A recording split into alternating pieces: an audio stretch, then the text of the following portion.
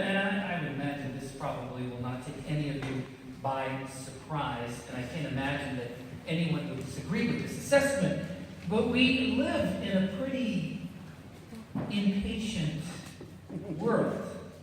And again, in saying that, I realize I'm probably not saying anything to you that you didn't already know. The other day I stood in a rather long line, and we were plodding forward, and I'm sure you know this experience, at a pace somewhere between a sloth and a snail.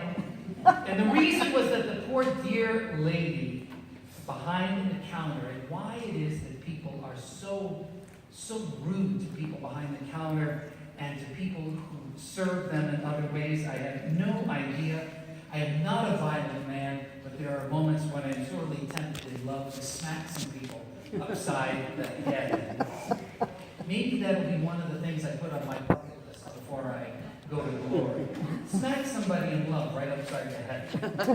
But plodding forward is somewhere between the pace of a sloth and a snail, and the poor lady behind the counter, in a word, was just overwhelmed. Sometimes trying to take that into consideration. I do too. I don't always succeed, but I try to take that into consideration. But she was clearly overwhelmed by rudeness, the growls and the harsh words spoken just above that level where human hearing begins, and all because of the card reader, credit or debit, which wasn't behaving the way it should be. Impatience. I hear people saying, it shouldn't take that long. And what is her problem? You've heard it before, you maybe even said it before. I know there have been a few times I've been on a line somewhere, and I didn't say it, but I wanted to say, it's supposed to be fast food, but I didn't. And just one example, and I'm sure there are many of us who would share many other examples. Impatience. And in such a world, people say, Advent. What the heck is that? Advent. In fact, I've heard it put in other colorful ways as well. Well, Advent is a time of waiting and of time of preparation.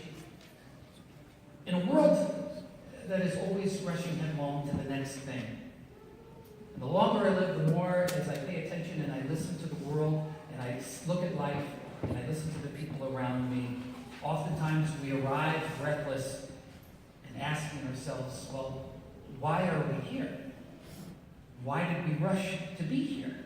Now tell me in all honesty, and I mean this, tell me what I'm about to say is not the truth.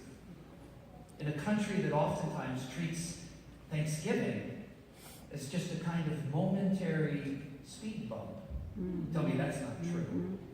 And more or less, later in the day is a kind of a springboard to the commercial aspect of Christmas. Advent is a kind of a break that slows us down long enough that our hearts will catch up with us and also be included. Patient we are, but I would say to you that Jesus is worth waiting for and preparing for. And if you have not received your messenger yet, because I know many of you wait breathlessly for it to arrive via the mail, but there's just a short word in there about preparation. We engage in external preparation, and particularly as we look at this morning, the result is beautiful, and it's important.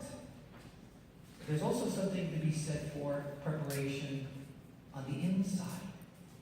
In the bulletin this morning, you will notice, and I encourage you to take it home, there is a little schedule there, real short, scripture verses, passages for you to read in preparing your own heart. And I'll make sure that they're there every week. One of the things that has been impressed upon me, if churches like St. Mark are to be revitalized and to come alive with energy and vitality and with power, we need to go back to God's Word. There are too many people in our churches today who don't know the playbook. And if you don't know the playbook, it doesn't work really, really well. Look at the New York Giants. It doesn't work. See, finally I decided to pick on the Giants and not the Lions. Yes, you're welcome. You're welcome, Wendy. And I did it for you, and I did it for Jack. So don't forget. And so today, Advent begins this time of preparation and also of waiting in an impatient world. It begins where it often does, and that is with a prophetic word. This morning from Jeremiah. A word of promise, a word of comfort, and a gospel reading, ominous in tone and cosmic in scope. In fact, you almost get the sense that if you held up the lesson sheet to your ear this morning, if you still took your breath, you could hear the wind growing and you could hear the thunder crashing.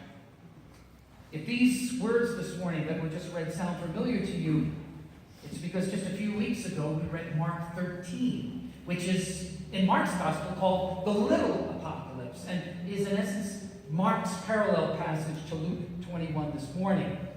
And if you recall, and I've said this ad nauseum, these little snippets that we read are not meant to provide a formula for predicting doomsday, though many people still do that, and some actually succeed in separating people from their own money for the sake of proclaiming the end of the world.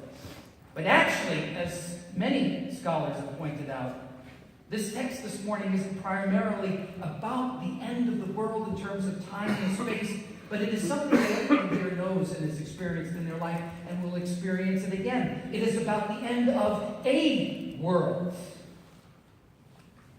The loss of a job. The loss of someone you love. The end of a world. And this morning it is about the end of Jerusalem. The end in a sense of Judaism and business as usual. A Judaism that is built around the grandeur of the temple with all of its sacrifices and its priesthood. The temple as a place of great pride and also security. Enormous walls constructed of stone that feed the illusion of permanence and forever. 2001, 9/11 was enough to remind us of how much of an illusion that is. 70 AD, about 35 years after Jesus' ministry, the Roman Empire decided that it pretty much had enough. And it descended with fury in the form of well-armed, well-trained legions, and all that is left of that beautiful, magnificent, eternal, permanent, grandiose temple are the stones that fall form the Wailing Wall. Even so, all that said, it is very difficult to hear these words this morning in our present situation, not just in the United States of America, but in the Western world, which seems to be in a kind of upheaval. The division that characterizes so many of our cultures. The threats within, and some of them are very real, and the threats without, and some of those are very real. It's difficult to hear these words this morning and still not think of the end. William Willimon has said, we always tell ourselves that there is time. There will always be tomorrow. Tomorrow we'll get it right. Someday. But the reality is that someday for me, and for you, and for the world in its present configuration, there will be no more tomorrow.